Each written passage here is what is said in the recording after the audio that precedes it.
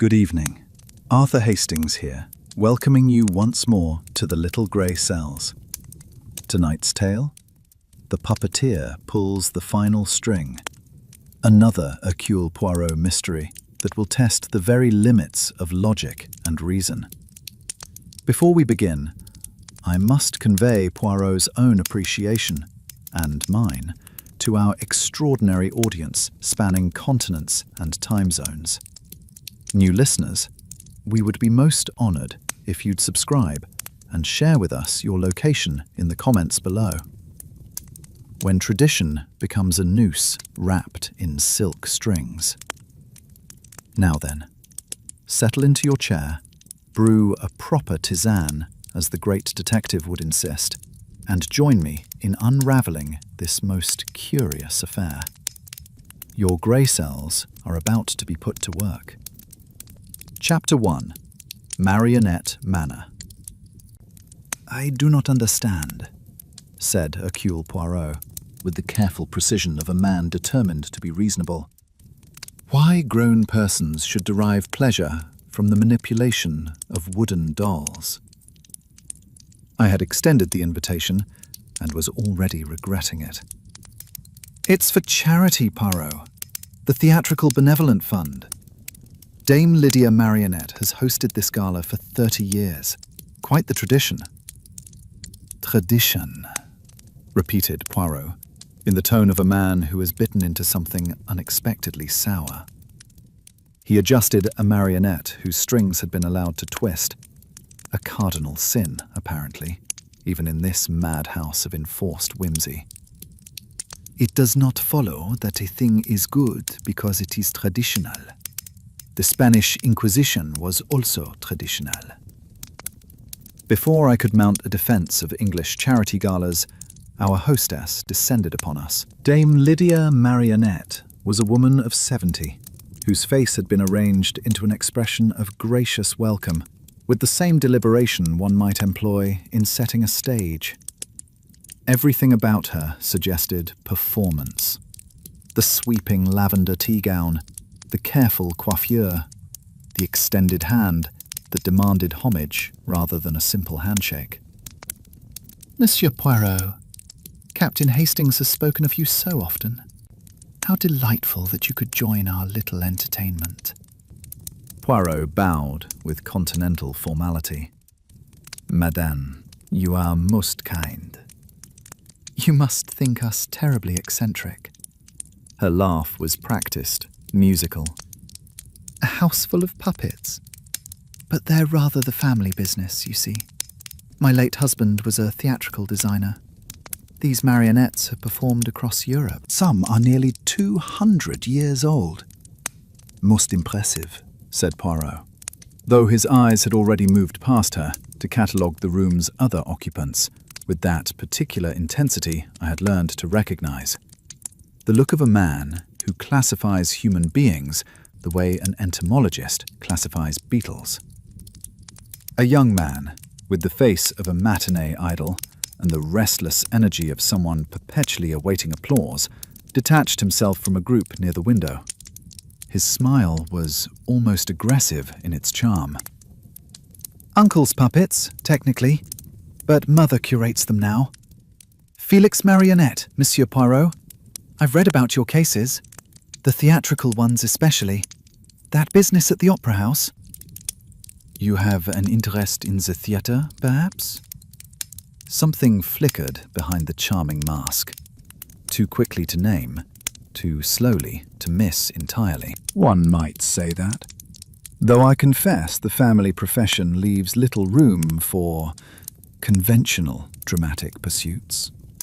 Dame Lydia's hand settled on Felix's arm with the lightness of a bird and the grip of a vice. "Felix is too modest. He's instrumental in our puppet productions. Quite the artist." A woman who might have been anywhere between 40 and 60 approached with a tray of glasses. She moved with the economy of someone long accustomed to serving others' needs before her own. Her dress was expensive, but somehow apologetic, as though it regretted drawing attention to its wearer. "Champagne, Monsieur Poirot?" Mother thought French champagne for our French guest. My daughter, Constance, said Dame Lydia, without looking at her. My right hand in all things, what would I do without her? Constance's smile never quite reached her eyes. You'll never have to find out, Mother. Poirot accepted the glass with a small bow. You also work with the marionettes, mademoiselle? Constance is our master puppeteer, Felix interjected, with what might have been admiration or resentment, or both. She operates the strings for all the major performances. Invisible, essential, rather like a stage manager, really. How fascinating, said Poirot, though his attention had been caught by a woman standing quite still near the fireplace. So motionless, she might herself have been a marionette awaiting animation. Dame Lydia followed his gaze. My cousin's daughter, Violet. Rather shy, I'm afraid. Come here, child, and meet our distinguished guest. Violet approached with reluctance, a thin woman of perhaps 35, whose stillness, Poirot now realized, was not shyness, but watchfulness. She had the quality of a person who has learned to see without being seen. Monsieur Poirot. Her voice was quiet, but not weak. Captain Hastings mentioned you solve puzzles. But of a particular kind, mademoiselle. Puzzles where the pieces are human beings. How unsettling. Though I suppose all families are puzzles of a sort. Her eyes moved to Dame Lydia, then away. If one looks closely enough. Violet helps catalogue the collection, Dame Lydia said crisply. She has an excellent eye for detail. Now, you must meet Roger Ashford, my late husband's nephew. Roger handles the business side of things. Roger Ashford had the aggressive joviality of a man who has decided that volume will serve where subtlety cannot. His handshake was crushing, his laugh too loud, his interest in Poirot's detective work transparently transactional. And yet, I noticed something Poirot himself would later confirm. There was a quality of performance in Roger's bluster that did not quite ring true, as though he were playing the role of a boorish businessman with just slightly too much conviction. Marvellous to have you here, Monsieur Poirot. Dame Lydia's put together quite the evening. We're planning to monetize some of the collection. Museum partnerships, licensed reproductions. Heritage brands are enormously profitable these days. How very modern, murmured Poirot. The final member of the party inserted himself with the smooth inevitability of someone long practiced at being indispensable. Dr. Edmund Webb was perhaps 60, with the sort of distinguished silver hair and warm brown eyes that inspired immediate confidence.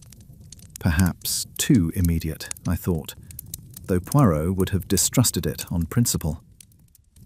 Roger does make everything sound rather mercenary, Dr. Webb said, offering his hand. Though I suppose every institution needs its pragmatist. I'm Edmund Webb, Monsieur Poirot. I've known the Marionette family for, good heavens, must be 40 years now. Physician, friend, and occasional puppet show audience. You are retired from practice, doctor?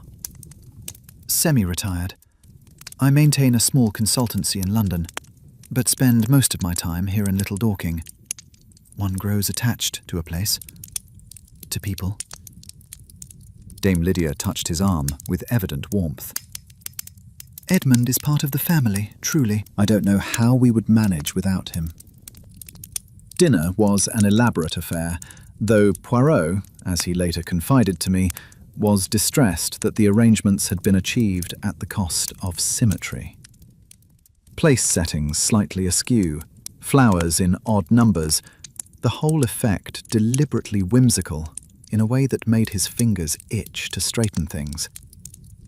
The meal proceeded with the careful gaiety of a performance whose players knew their lines too well. Felix entertained with theatrical anecdotes. Roger pontificated about market trends, though once, when he thought no one was watching, I saw him studying a small framed photograph on the sideboard with an expression that was not mercenary at all, but something closer to grief. Constance passed dishes and refilled glasses with invisible efficiency.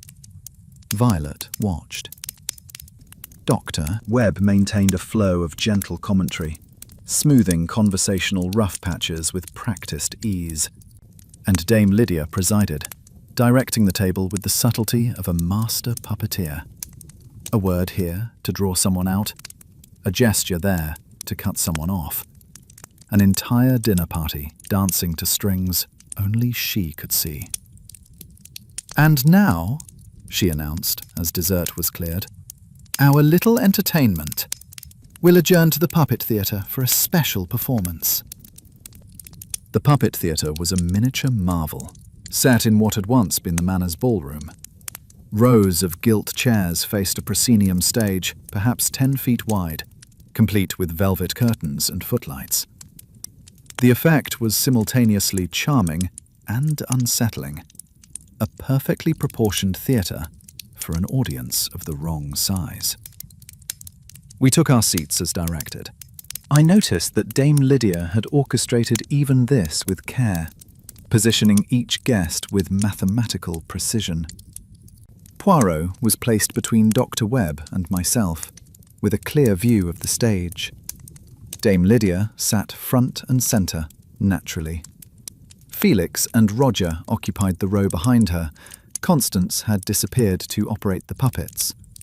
Violet sat at the end of the back row, almost in shadow. The lights dimmed. The curtains parted. What followed was a surprisingly accomplished production of a traditional commedia dell'arte scenario. Harlequin pursuing Columbine, Pantaloon attempting to thwart them, the usual comic violence and romantic intrigue. The marionettes moved with fluid grace, their manipulation so skillful that one almost forgot the strings. Almost. But Poirot, who notices everything, observed, as he told me afterward, that Constance, visible as a shadow behind the screen at the back of the stage, moved with the unconscious precision of someone who has performed the same motions 10,000 times. The climax approached. Harlequin and Pantaloon engaged in a mock battle, wooden swords clashing. The Harlequin marionette swung wide, its sword arm extending in an arc, and struck Dame Lydia directly across the face. The crack of wood against flesh was hideously audible. Dame Lydia cried out. Everyone gasped. The puppet show stopped with the abruptness of a phonograph needle lifted from a record. For a moment, no one moved. Then everyone moved at once. Dr. Webb rushed forward. Felix leapt to his mother's side. Roger called for lights. Violet remained motionless in her seat, watching. Constance emerged from behind the stage, her face white. "Mother, I'm so sorry. The strings, they tangled. I don't understand how." "It's nothing," Dame Lydia said, though blood trickled from a cut near her eye. "An accident. These things happen." "My dear Lydia, let me examine." Dr. Webb was already producing a handkerchief, pressing it gently to the wound. "I said it's nothing, Edmund." Her voice carried the edge of steel wrapped in silk. "Constance, don't make such a scene. It was an accident. We're all aware that puppet strings sometimes tangle." The evening concluded with the awkward joviality of a party determined to pretend nothing unfortunate has occurred. Dame Lydia accepted ministrations, made light of the incident, insisted everyone enjoy the champagne that had been prepared for after the performance. Poirot said little. He had positioned himself near the puppet stage and was examining the Harlequin marionette with the intense focus he usually reserved for blood-stained handkerchiefs. Satisfying your curiosity about our wooden actors? Felix had materialized beside him, champagne glass in hand, charm restored to maximum wattage. They are remarkable craftsmen, these puppet makers. The joints, the carving, the balance, all must be perfect, no? Absolutely perfect. That's what makes Mother's collection so valuable. And the strings?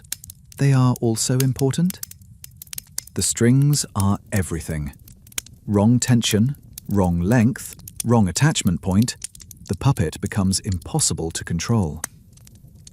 I see. Poirot's fingers traced the string that controlled the Harlequin's sword arm.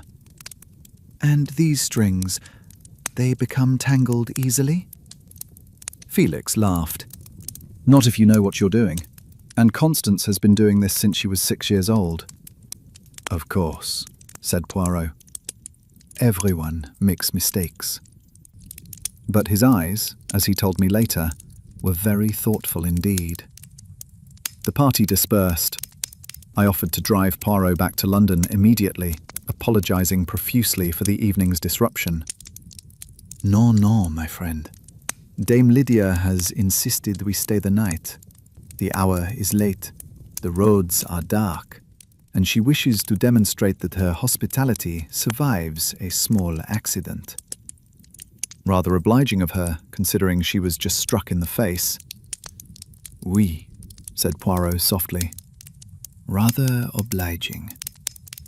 He retired to the guest room he'd been assigned, a chamber festooned with yet more marionettes, which regarded him from every wall with painted eyes. I know this because he told me later that before sleeping, he stepped to the window and looked down at the garden, where a light still burned in the puppet theatre.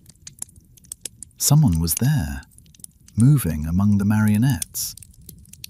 Poirot watched for a long moment, that egg-shaped head tilted in thought. Then he adjusted the marionettes on the shelf beside his bed. They had been arranged asymmetrically, which he could not tolerate, and prepared for sleep. But sleep, when it came, was troubled by dreams of strings and watching eyes and a crack like wood striking flesh. And somewhere in the depths of Marionette Manor, someone who should have been sleeping was instead practicing movements that required no light at all, because they had been rehearsed so many times that the hands knew them by heart. Chapter 2. The morning after. The scream came at 20 minutes past 7, shattering the particular silence that belongs only to country houses, where the servants have not yet begun their day. Poirot, who had been awake since 6 o'clock, contemplating the asymmetry of the wardrobe's position relative to the window, was dressed and in the corridor within moments. I emerged from the adjacent room in my dressing gown, hair disordered, with the expression, Poirot later informed me, of a man who has been forcibly ejected from pleasant dreams. The scream had come from below. We descended the main staircase to find a young housemaid standing frozen outside the drawing room, her face the colour of milk. Dr. Webb had already reached her and was speaking in the low, soothing tones of his profession. Felix appeared at the top of the servants' stair, clearly having rushed from the kitchen. Roger thundered down the main stairs behind us, demanding to know what the devil was going on. In there, the maid managed, pointing with a shaking hand toward the drawing room. Mrs. Pembridge sent me to open the curtains, and I... Dame Lydia Marionette lay on the Aubusson carpet in an attitude that would have been graceful had it been intentional. Her lavender dressing gown was arranged almost decoratively around her. Her face was peaceful, eyes closed, as though she had simply decided to rest there. But around her neck, wound with terrible tightness, were puppet strings. The marionettes that normally hung on the wall above the settee dangled uselessly, their strings severed. Someone had used those strings, gut and wire and silk, in the traditional manner, to strangle Dame Lydia as efficiently as one might strangle a chicken. Dr. Webb knelt beside the body with the swift efficiency of a man accustomed to emergencies, though his hands trembled as he touched her throat. "Dead," he said quietly. "Several hours, I should think." I could find no words. Poirot, characteristically, found several. "Non," he said, as Roger reached for the telephone. Every head turned toward him. "That is," Poirot continued, with exquisite courtesy. "Of course, we shall telephone the police, but first we shall not disturb this room further. Dr. Webb, if you would be so kind as to step away from the body. And you, Felix, Roger, no one else enters. Hastings, perhaps you would ensure that the servants remain in the kitchen, and that Mademoiselle Constance and Mademoiselle Violette are informed." But gently. "Now see here, Poirot," Roger began, with the indignation of a man whose authority has been usurped. "This isn't one of your cases." "No? A woman has been murdered in a most unusual fashion. The instrument of death appears to be strings from marionettes. You do not find this at all mysterious?" Constance appeared at the doorway, fully dressed despite the early hour. Her face was composed, but something in her stillness suggested shock held at bay through sheer force of will. Behind her, Violet materialized with her characteristic quietness. "Mother?" Constance's voice was steady. Only the single word, a question to which she clearly already knew the answer. "I'm so sorry, Constance," said Dr. Webb. "She's gone." Constance looked at the body on the carpet, her mother arranged like a fallen puppet, and said nothing at all. Her face remained perfectly blank. It was Violet who spoke, her quiet voice cutting through the horrified silence. "The strings from the Commedia marionettes, the valuable ones. 17th century, weren't they?" Everyone stared at her. "I only meant," Violet continued, with the same careful neutrality, "that they're irreplaceable. Not that it matters now, of course." "Perhaps we might all show a bit more conventional grief," Roger said, eyeing her with something between suspicion and distaste. I noticed then that Roger's hands were shaking, not with the tremor of shock, but with something deeper, some private disturbance that his bluster could not entirely conceal. He moved to the mantelpiece and stood with his back to the room, and for a moment I thought he was steadying himself against it. Poirot had already begun his examination of the room, moving carefully around the perimeter. "She fell here, or was placed here. The marionettes above, their strings cut, not broken. A sharp blade, wielded with care." "For God's sake, Poirot, my mother is lying dead!" Felix's voice cracked on the last word. Poirot turned to him with unexpected gentleness. "I understand your distress, monsieur. But if we are to discover who has done this terrible thing, we must observe now, before the trail grows cold." I telephoned the police from the study. Inspector Marsh of the local constabulary arrived within the hour, a solid man of 50, whose face suggested both competence and limited imagination.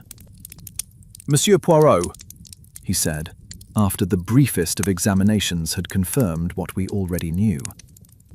"Captain Hastings mentioned you were a guest here." "Fortunate coincidence." "You are familiar with my methods, Inspector?" "Read about that business in the papers. The ABC murders." He paused. I suppose you've already formed a theory? No, my friend. I have only observations. Theories come later, when the little grey cells have had time to arrange the facts. Right.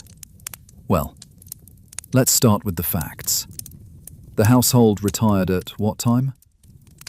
11 o'clock, more or less, supplied Dr. Webb. The puppet show incident rather dampened the evening's spirits. Puppet show incident? We explained. The inspector's eyebrows rose incrementally. So there was already violence involving these puppets, just hours before Dame Lydia was strangled with puppet strings? An accident, Felix said quickly. My sister is an expert puppeteer. The strings simply tangled. Did they? Poirot's voice was soft, but it cut through Felix's protestations with surgical precision. I examined those strings last night, Inspector. I found no evidence of tangling whatsoever. The Harlequin's sword arm moved exactly as it was directed to move. The silence that followed was profound. Are you suggesting, Inspector Marsh said slowly, that yesterday's incident was deliberate? I am suggesting that nothing in this house is quite what it appears to be. Like a puppet show, no? Everyone performing, everyone playing their assigned role. But someone has grown tired of dancing to another's strings. The inspector nodded grimly. Then we'd best determine who's been pulling them. Précisément, said Poirot. That is exactly what we must determine. Chapter 3. Interrogations begin. Inspector Marsh established his headquarters in Dame Lydia's private study, a room that testified to its late occupant's passion for control through its meticulous organization. Every book aligned precisely, every paper filed, every photograph positioned at exact intervals along the mantelpiece. Poirot arranged himself in a leather chair by the window, from which vantage point he could watch both the interviewee and the garden beyond, where Constance walked alone among the roses with mechanical regularity, as though executing a predetermined pattern. We'll speak with the daughter first, Marsh decided. Constance entered and seated herself, with the composure of someone attending a tedious but necessary appointment.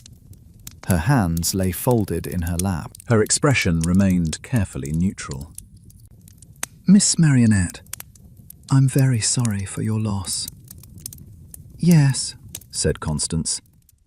Everyone always said she was remarkable.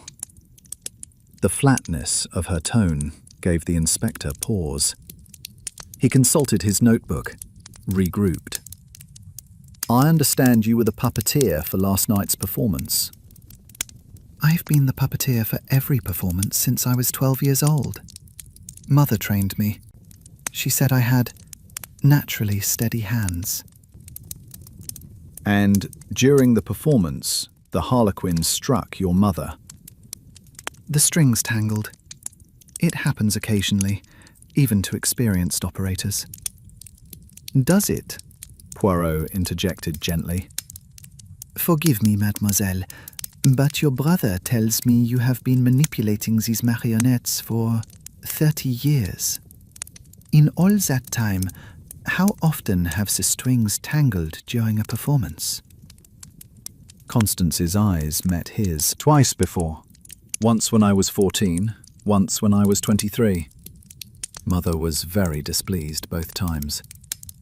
And last night? Were you displeased with yourself?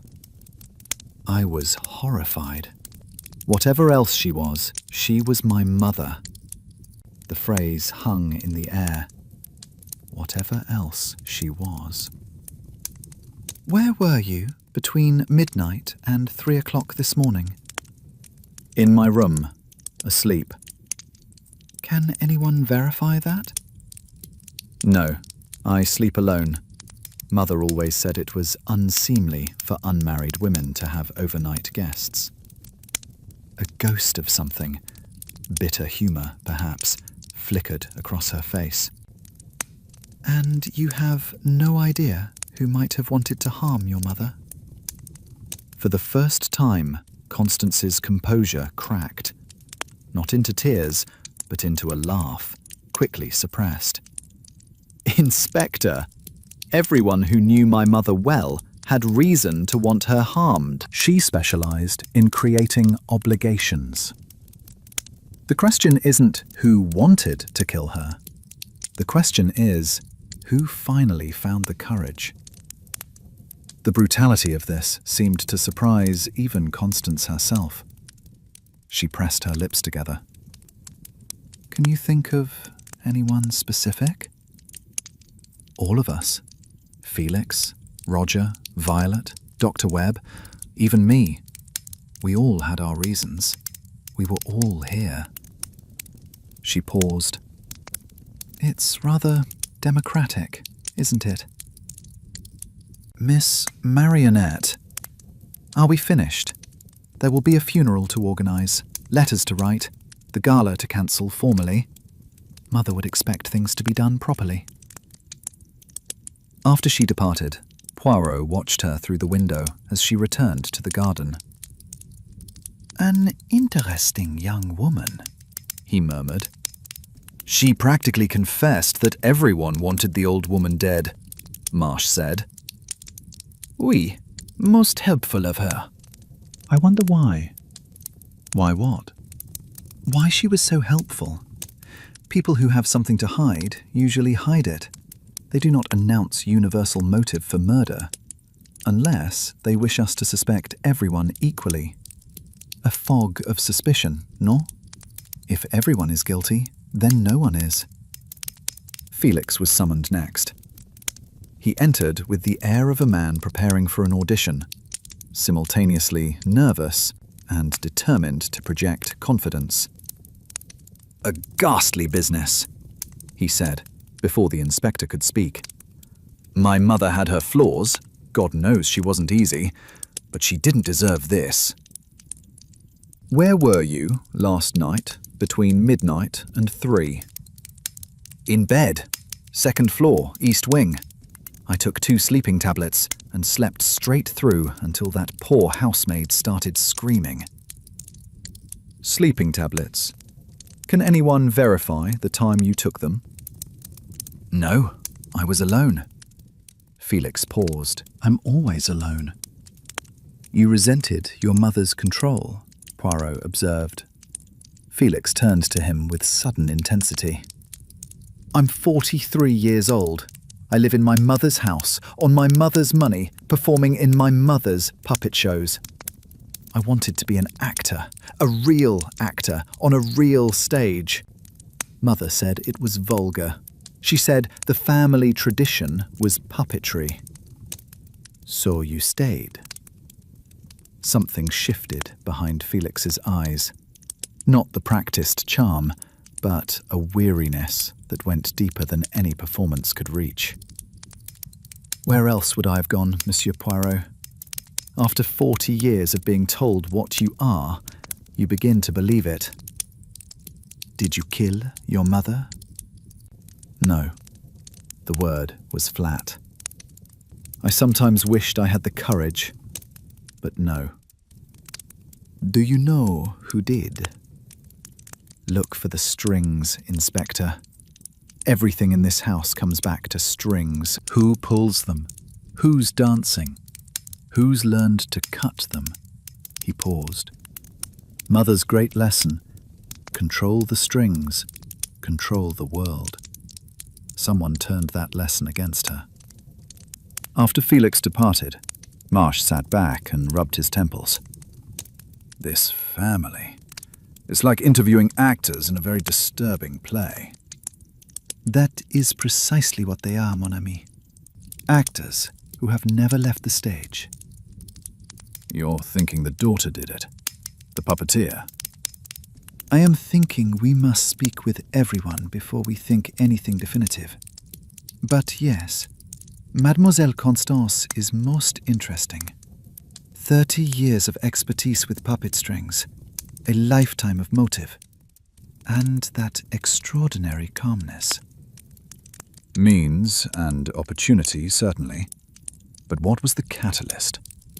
Resentment can simmer for decades. Murder requires something immediate. Précisément. A catalyst. Something recent that made continued endurance impossible. Poirot's attention had been drawn to the window again, where Violet had joined Constance in the garden. The two women stood together among the roses, not speaking. Violet's stillness beside Constance's restless pacing created an odd tableau, like two marionettes awaiting different cues. "Inspector, I should like to speak with Mademoiselle Violet next. She says little, but I suspect she sees much." The quiet cousin seemed harmless enough. In Poirot's experience, the ones who watch in silence are often the ones who know the most dangerous secrets. But when the constable went to fetch Violet from the garden, she was nowhere to be found. Constance stood alone among the roses, staring at the house with an expression that might have been triumph or terror or simply exhaustion. Violet had vanished as silently as she did everything else. Chapter 4. The Watcher. Violet was discovered 20 minutes later in the Marionette archive, a converted conservatory where Dame Lydia's collection was catalogued with museum precision. She sat at a work table, surrounded by card files and ledgers, making notations in her precise, angular hand, as though nothing whatsoever had occurred to disrupt the ordinary routine of documentation. "Miss Violet," the constable said, somewhat breathlessly. "The inspector wants to see you. In the study." She looked up without surprise. "Of course he does. I'll be along directly." When she entered the study, she seated herself with unhurried precision and folded her hands, waiting. Poirot, watching from his chair, was reminded, as he told me later, of a piece of stage machinery. Silent, functional, activated only when required. "Miss Violet, you left the garden rather suddenly." "I remembered something I needed to record. A detail about one of the Venetian marionettes. If one doesn't note these things immediately, one forgets." "A woman has been murdered, and you're worried about catalogue entries?" Violet regarded him with mild curiosity. "Aunt Lydia's being dead doesn't unmake the collection, Inspector. The work continues." "Right." Marsh consulted his notes. "You live here at the manor?"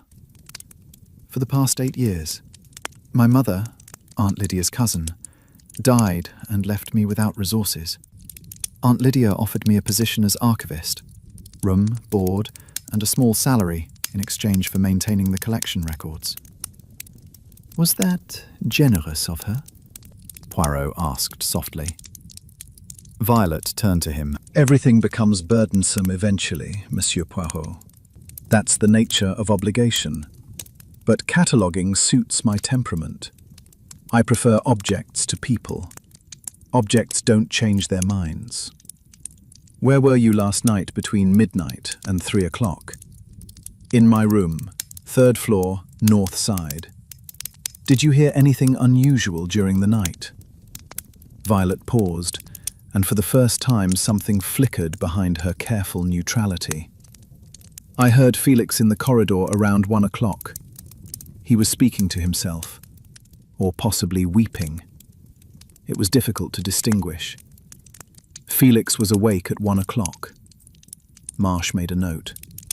"He claimed he took sleeping tablets and slept through." "Then perhaps I was mistaken," Violet said without inflection. Sound carries strangely in old houses. "Did you leave your room at all during the night?" "No." "You're quite certain?" "Inspector, I've spent 8 years in this house, moving as inconspicuously as possible. I know precisely where I am at all times. It's a survival mechanism." Poirot leaned forward. "Mademoiselle, you have spent 8 years observing this family. Tell me, Who do you believe killed Dame Lydia? The directness seemed to surprise her into something approaching authenticity. She was silent for a long moment. I believe whoever killed her had finally reached the point where continuing to live under her control was more unbearable than the consequences of murder. She paused.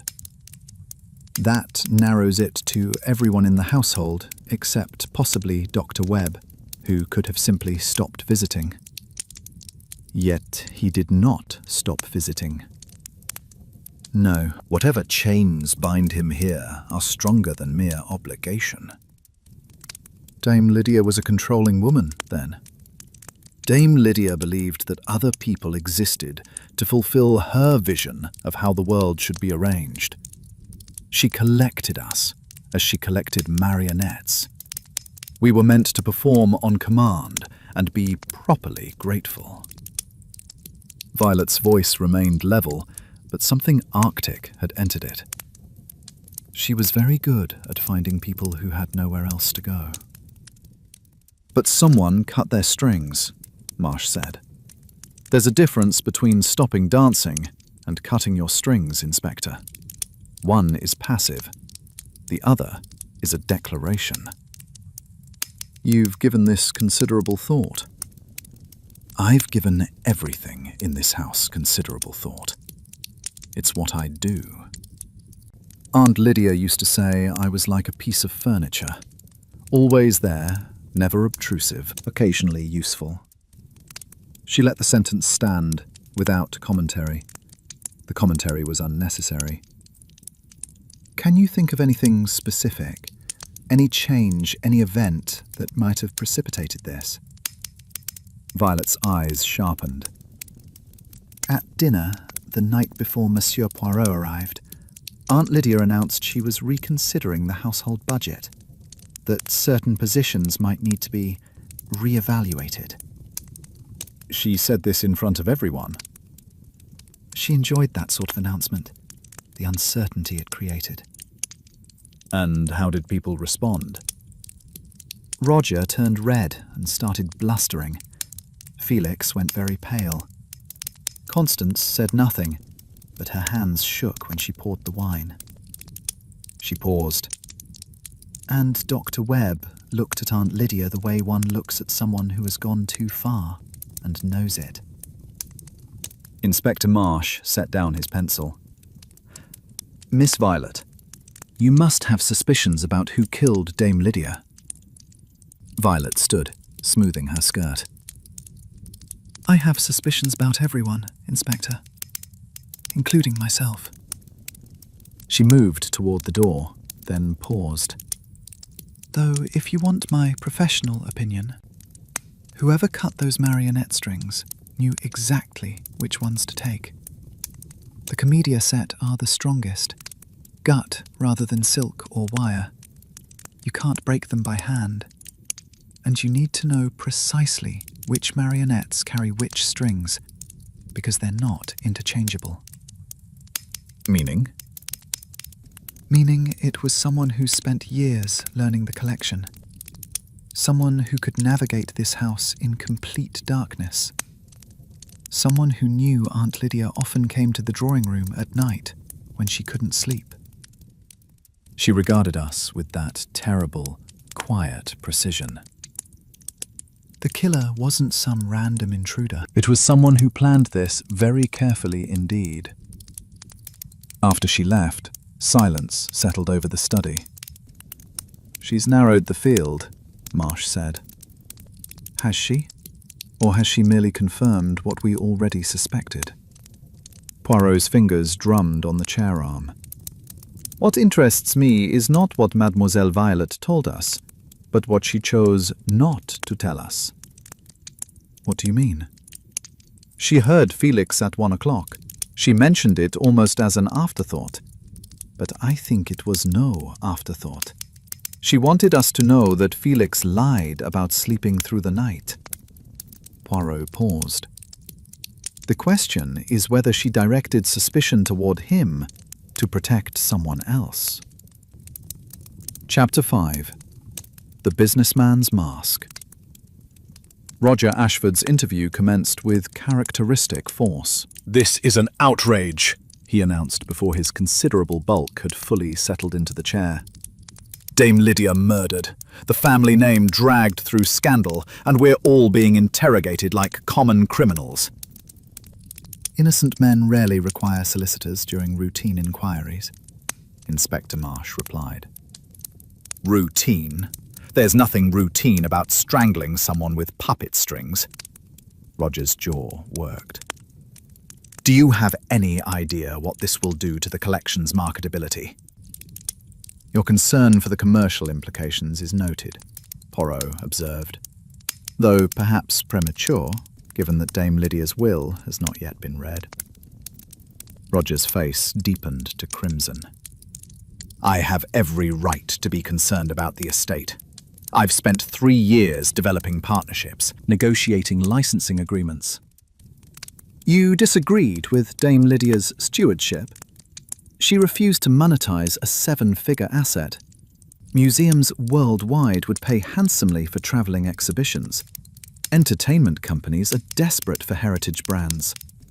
But Lydia insisted on these provincial charity galas." He paused, and something shifted in his expression, the bluster thinning, showing something rawer beneath. "It wasn't just about money. My uncle, her husband, built this collection from nothing. He travelled across Europe, tracked down pieces in attics and warehouses, spent years restoring them. He wanted the world to see them, not locked away in a country house for annual charity shows." "You were close to your uncle," Poirot observed. "He was the only person in this family who ever treated me as though I had a brain. When he died, Lydia promised she'd honour his vision, expand the collection's reach, bring it to audiences internationally. Instead, she turned it into a memorial to herself. The Dame Lydia Marionette collection." Roger's voice roughened. "My uncle's name doesn't appear anywhere. She erased him."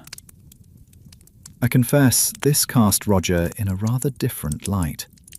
The bluster, I now realized, was not mere commercial avarice, but something more complicated. A loyalty to a dead man, expressed in the only language Roger possessed. "Maddening enough to kill her?" Marsh asked. "If I'd killed everyone who frustrated me, Inspector, London would be depopulated." "Yes," we argued. 2 days ago, she threatened to revoke my access entirely. She said, and I quote, "The collection stays intact, or you leave, Roger. Those are your options." "Where were you between midnight and 3 this morning?" "In bed. Guest room, ground floor, west wing. I suffer from gout. I retired at 11:15, took my medication, and slept soundly." "Can anyone verify this?" "No." Poirot tilted his head. "You mentioned arguing with Dame Lydia. She threatened to dismiss you, and at dinner the night before, she announced she was reconsidering arrangements. You were aware she was planning changes?" "I suspected.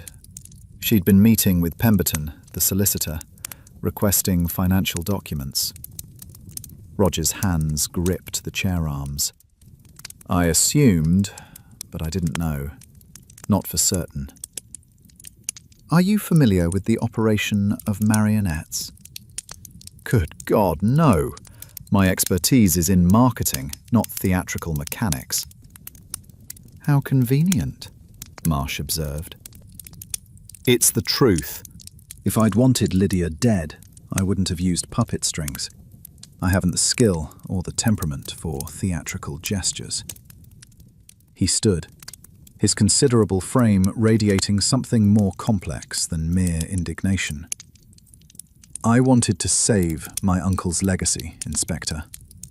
I may have gone about it badly, but I didn't kill the woman who was destroying it. After Roger's departure, I broke the silence. He's rather more sympathetic than I expected.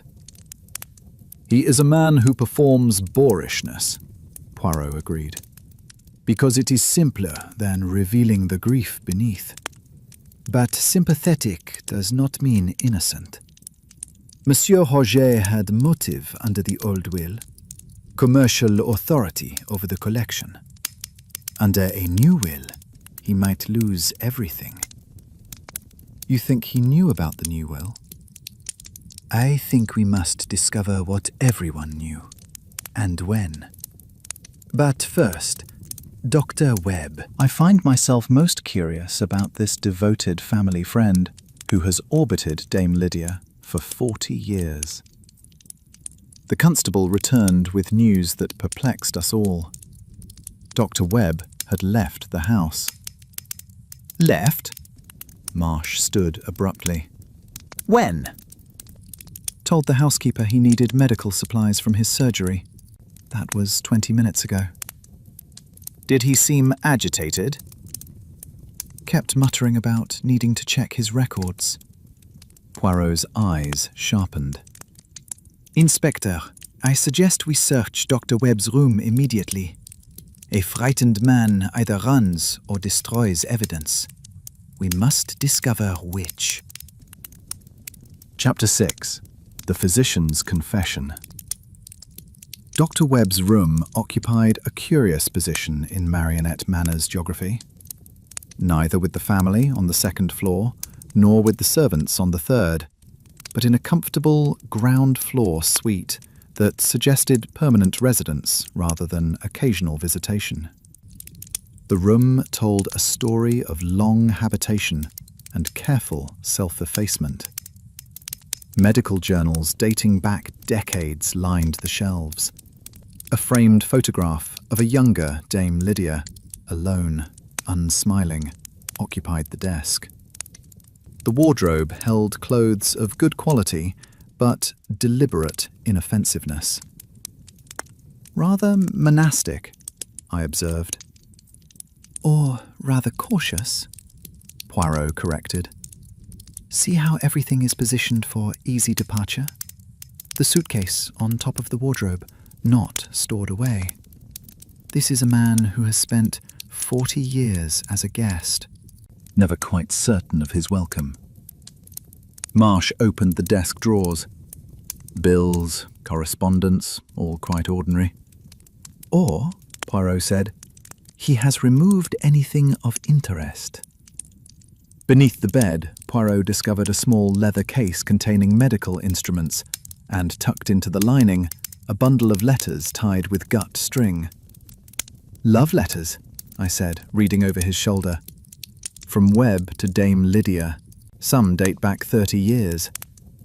They were extraordinary in their devotion and pathetic in their restraint. The early letters spoke of hope. The later ones revealed a man watching his life pass in the shadow of an indifferent woman. The most recent, dated 3 days prior, was different in tone. My dearest Lydia, I cannot continue as we have done. 40 years of watching you arrange other people's lives, while excluding me from any meaningful place in your own, has become unendurable. You have made me executor of your will, guardian of your secrets, custodian of your final wishes, but you have never made me anything more. I am leaving Marionette Manor. I will honour my obligations to the estate, but I cannot remain here any longer.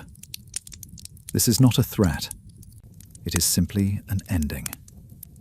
Even the most devoted servant must eventually retire.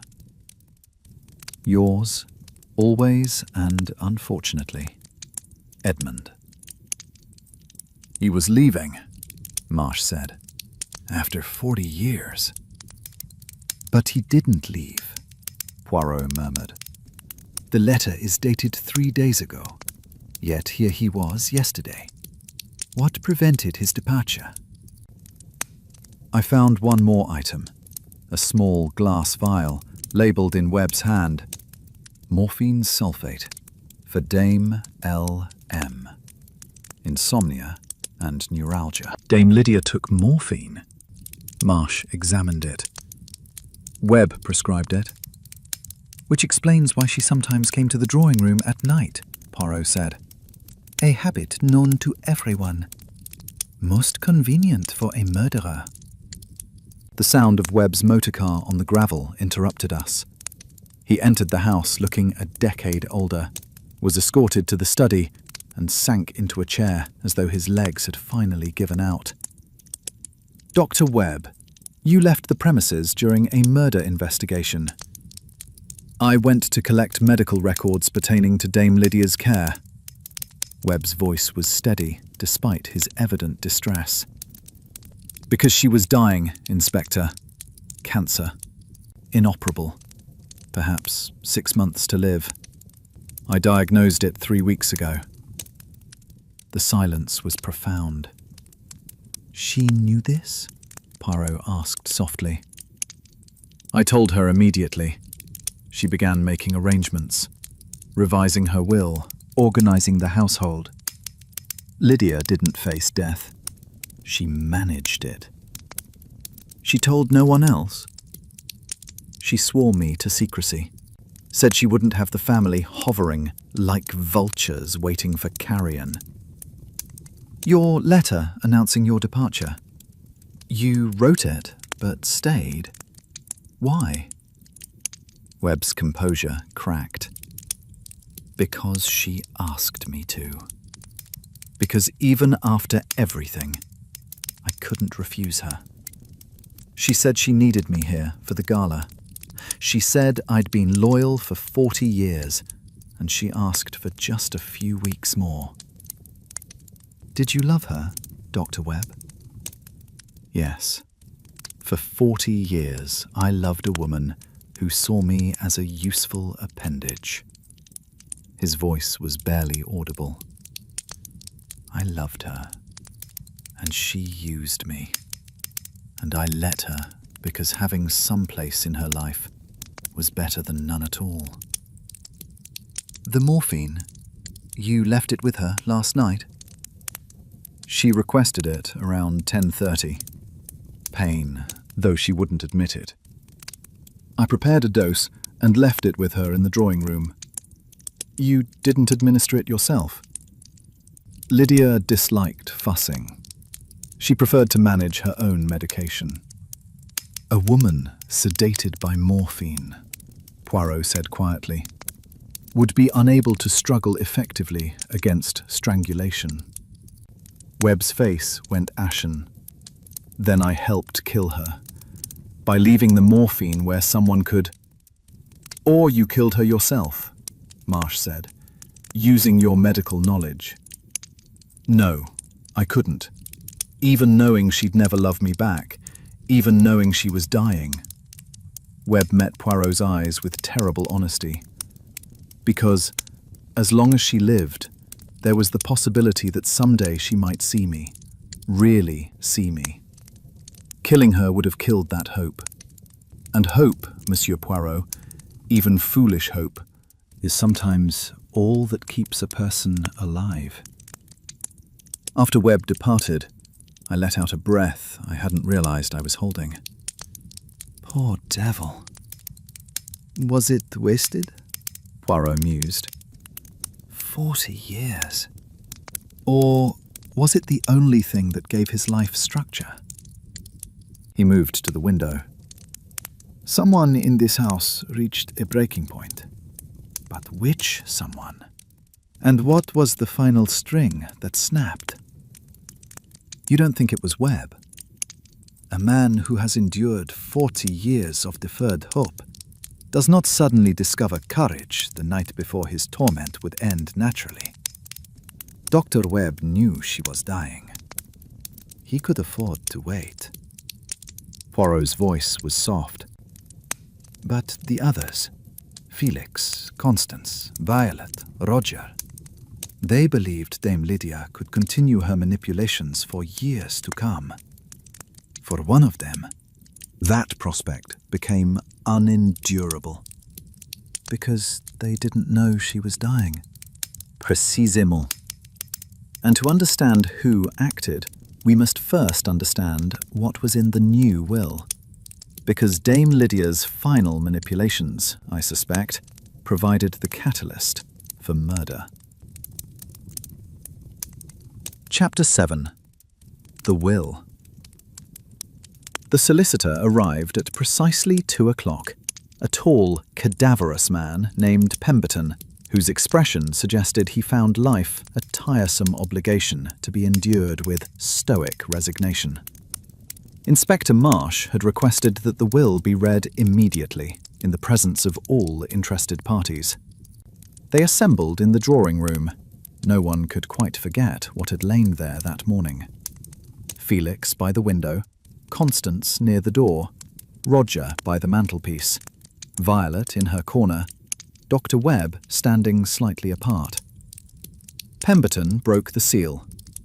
The last will and testament of Dame Lydia Charlotte Marionette, executed 3 days prior to her death and superseding all previous testamentary documents. Roger stopped pacing. Felix turned from the window. Even Violet's stillness became somehow more intent. To my daughter, Constance Margaret Marionette, I leave the sum of £50,000 and the freehold of Rose Cottage in Little Dorking. Constance's hands tightened in her lap. To my nephew, Felix James Marionette, I leave £30,000 to be held in trust and disbursed in annual instalments of £3,000, provided he maintains sobriety and gainful employment. Felix's face darkened, but he said nothing. The condition, I thought, was the cruelest part. Control extending beyond the grave. To Roger Ashford, in recognition of his business efforts, I leave £10,000, conditional upon his immediate cessation of all commercial exploitation of the Marionette name and collection. Roger's jaw worked, but something in his expression was not merely anger.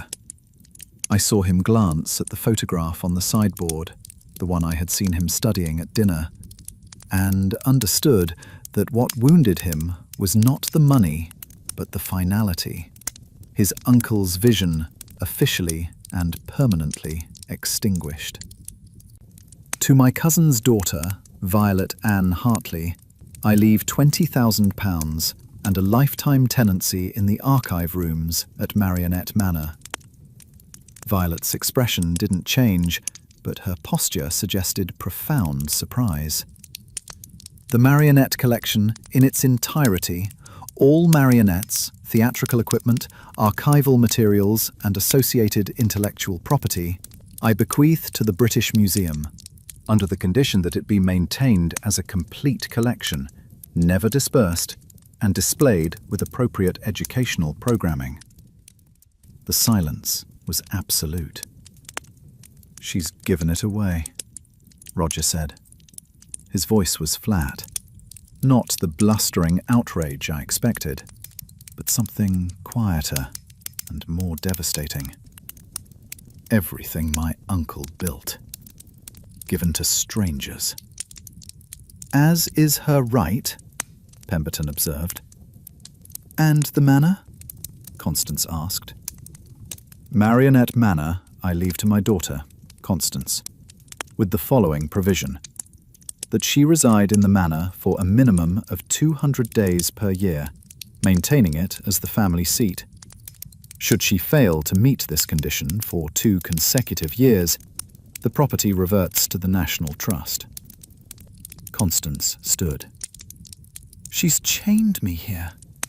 I'm to be her permanent caretaker, performing the role she assigned me until I die. There is a final bequest.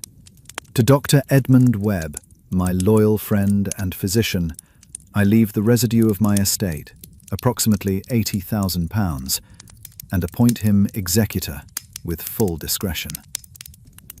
Webb looked genuinely stunned. 80,000? But she never said— "Congratulations, Edmund," Felix said bitterly. 40 years of unpaid service finally compensated. "I don't want it," Webb said. "I never wanted money." "The collection goes to a museum?" Felix's voice was faint. "Not to family?" "Under the previous will," Pemberton supplied when Poirot inquired. "Executed 5 years ago, the collection passed to Felix, the manor to Constance, and Roger was named business manager with broad commercial authority." A considerably more conventional arrangement. "So if someone knew Dame Lydia was revising her will," Poirot said, "and knew the new terms would be unfavourable, they had powerful motivation to act before the revision was complete." "But the revision was complete 3 days ago," Webb protested. "Anyone who killed Lydia last night was too late." "Would they have known that?" Poirot's eyes were sharp. "Who knew the new will was finalised?" "Dame Lydia requested confidentiality," Pemberton said. "Dr. Webb witnessed the signature. She intended to inform the family after the gala." "So none of the family knew?" "Not unless she told them herself." Felix sat down heavily. "You're saying someone killed Mother, thinking they could prevent the new will. But they were too late?" "It is a possibility," Poirot surveyed the room. "A murderer who believed they could preserve the old will might act without realizing the new one was already executed." "Who benefited most under the old will?" I asked. "Felix received the collection outright," Pemberton said. "Roger had commercial authority." "I didn't even know she was revising it," Felix said. "And I've now lost everything," Roger said. Not loudly, not with bluster, but with the quiet desolation of a man confronting irreversible loss. "My uncle's legacy, locked in a museum. Everything I tried to do for him, finished." "Mr. Ashford," Marsh said, "did you know about the new will?" "I suspected changes. She'd been meeting with Pemberton, but I didn't know the terms, or when it would be executed." "So you acted in ignorance," Poirot murmured. "To commit murder, believing you can prevent a will, only to discover you were 3 days too late." "I didn't commit murder," Roger said, but his voice lacked conviction.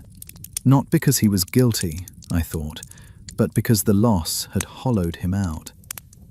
Poirot regarded him for a moment, then turned to the sideboard. "This photograph, Monsieur Ashford, the one you were studying during dinner last night, the one you glanced at just now when Pemberton read the bequest. Who is the man in it?" Roger's face changed. The bluster fell away entirely, and what remained was something raw and unguarded. "My uncle, Gerald Marionette, taken in Venice in 1908, the year he acquired the Commedia set." "He is smiling." He was always smiling when he spoke about the puppets. "He used to take me to the workshop when I was a boy. He'd show me how the marionettes were carved, how the joints were fitted, how the strings were calibrated. He'd say—" Roger stopped. When he continued, his voice was rough. "He'd say the puppets were the most honest performers in the world. No egos, no temperaments, no lies. Just craft and beauty and the ancient tradition of making an audience believe." "You loved him," Poirot said simply.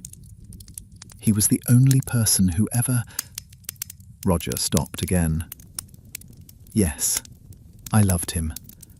And when he died, Lydia took everything he'd built and turned it into a monument to herself. his name removed from the collection, his workshop converted into a gift shop for the gala, his marionettes, the ones he'd spent decades restoring, hung on walls as decoration, like paintings in a gallery, not performed, not used, not alive. And your business plans? Were never about money, Monsieur Poirot. Or not only about money. I wanted the world to see what my uncle created. I wanted children to watch those marionettes perform across Europe the way they did when he was alive. I wanted his name back on the collection. He looked at the photograph. I went about it badly. I sound like a huckster because I don't know how to sound like anything else. Commerce is the only language I have. But what I meant, what I always meant. He didn't finish the sentence. He didn't need to. Someone in this room, Poirot said quietly, is lying about a crucial detail. Someone knows something they have not revealed, and that someone is our murderer. The room held its breath. Who, Poirot? I asked. That, mon ami, I am not yet prepared to say. But the person who killed Dame Lydia understood marionettes intimately. They knew which strings to cut, how to use them, how to approach their victim without alarming her. They knew her habits, her vulnerabilities. They planned with extraordinary care. He paused. And I think the key lies not in the will, but in what happened before it. Something changed in this household recently. Something beyond the will, beyond the budget announcement. Something that made murder not merely desirable, but necessary. He departed for the garden, leaving behind a room of people united only by mutual suspicion and growing fear. Chapter 8. A conversation among puppets. Poirot did not, in fact, walk in the garden alone for long. He had progressed no further than the rose beds when Constance emerged from the house and approached with the deliberate stride of someone who has made a decision and intends to execute it before courage fails. Monsieur Poirot, I must speak with you. But of course, mademoiselle. She glanced back at the house, where faces appeared intermittently in windows. The manor had become a cage of mutual observation. Not here. The puppet theatre. The theatre retained the stale air of recent tragedy. The marionettes still hung where they had been abandoned mid-performance. Poirot noted that someone had begun to restore order, reattaching severed strings with careful precision. You have been repairing them, he observed. Habit. They shouldn't be left damaged. Constance touched the Harlequin's control bar with something approaching tenderness. I've operated these puppets since I was 12. They're more familiar to me than most people. That is rather sad, no? She considered the word as though testing its weight. Perhaps. Or perhaps it's honest. People are unpredictable. Puppets do exactly what you tell them. Unless you are the puppet, mademoiselle. And someone else holds your strings. Constance's hands stilled on the control bar. You understand, then? I understand that you have lived your entire life in a role your mother wrote for you. Do you know what it's like? She said, and her voice was different now, stripped of its careful blankness. To wake every morning and put on a self that isn't yours. To smile on cue, to exist only as an extension of another person's will. She stopped herself, as though she'd said more than she intended, and the mask settled back into place. But you didn't come here to discuss my feelings. On the contrary, I came to discuss facts, and feelings are facts of the most important kind. Poirot seated himself in the front row. The new will. It disturbs you. It enslaves me. The manor comes with conditions, 200 days per year. The traditions maintained, puppet shows, charity events, playing hostess. I'm to spend the rest of my life performing Mother's vision of what this house should be. She paused. It's not an inheritance. It's a haunting. Why not refuse the bequest? And then the manor goes to the National Trust, and I have £50,000 and no purpose whatsoever. Mother made sure that rejecting the inheritance meant rejecting my entire identity. Her voice was toneless. She's trapped me as completely in death as she did in life. You were angry when you learned the terms. I was... She stopped. The word she had been about to say hung in the air, unspoken, but perfectly audible. Though rather late for anger, wasn't it? The will was already executed. Mademoiselle Constance, where were you at 1 o'clock this morning? In my room, asleep. Violet heard Felix in the corridor at 1 o'clock. Your room is near his. You heard nothing? I sleep very soundly. Mother insisted on it. Said my rest was essential for steady hands during performances. She gave me sleeping draughts. Warm milk with a few drops of laudanum. Just enough to ensure I slept through. She prepared these herself? Every night at 10 o'clock. It was one of her few maternal gestures. A pause. Though I suppose even that was about control. And last night? She brought your draught at 10? Yes, I drank it and was asleep by 10:30. I remember nothing until 7.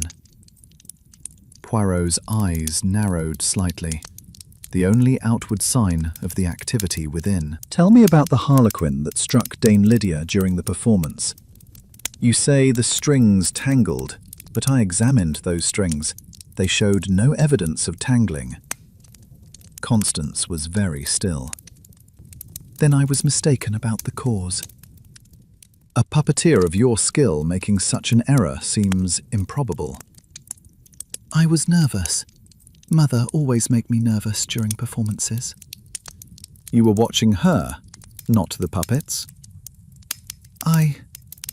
One watches both. Quite so. And what did you see when you watched your mother? Constance's hands twisted in her lap. I remember, Poirot said softly. I was watching Dame Lydia closely. She was not watching the puppet show at all, mademoiselle. She was watching you. And her expression, just before the harlequin struck, was one of satisfaction, as though something had gone exactly as she planned. That's absurd.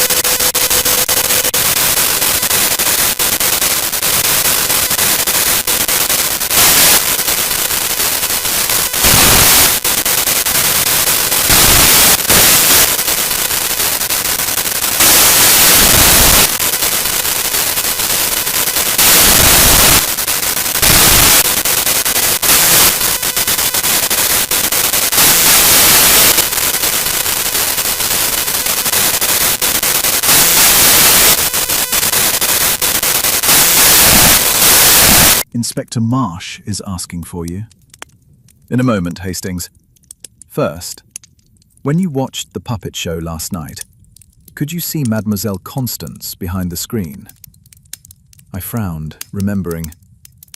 Just barely. She was mostly hidden. And from the front row, where Dame Lydia sat, Could one see the puppeteer at all? I don't think so. The screen blocks the view. Précisément. Poirot's smile was small and satisfied. The illusion. That is what we must penetrate. Not the illusion of the puppet show, but the illusion of this household. Someone broke character, Hastings. Someone made a mistake, and that mistake reveals everything.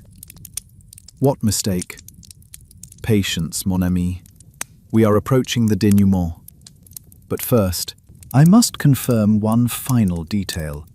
A question from Mademoiselle Violette about what she saw and what she chose not to tell us. Chapter 9. What the Watcher Saw. The drawing room, revisited in the golden light of late afternoon, revealed nothing new to the untrained eye. Inspector Marsh stood by the fireplace, consulting his notes with the methodical frustration of a man possessing all the pieces but unable to divine the pattern. We've examined everything twice. No signs of struggle, no indication of a break-in. We're suspecting everyone and proving nothing. Not quite nothing, Inspector. Poirot moved to the settee. The morphine vial Dr. Webb left for Dame Lydia, was it empty when found? Nearly. Perhaps one dose remaining. And she would have taken it around 11, just before retiring. Yet she came here. Why? If the medication helped her sleep. Perhaps it didn't work immediately. Or she came to meet someone. Or perhaps she came for another reason entirely. Poirot bent to examine the carpet. The marionettes whose strings were used hung above this settee. To remove them, one would need to stand on something. We found no footprints on the furniture, no scuff marks. Curious. The strings were cut with precision, not torn, not broken. That suggests the cutter worked carefully, at the proper height, with adequate light, not a hasty action in darkness. The strings were cut earlier, before the murder?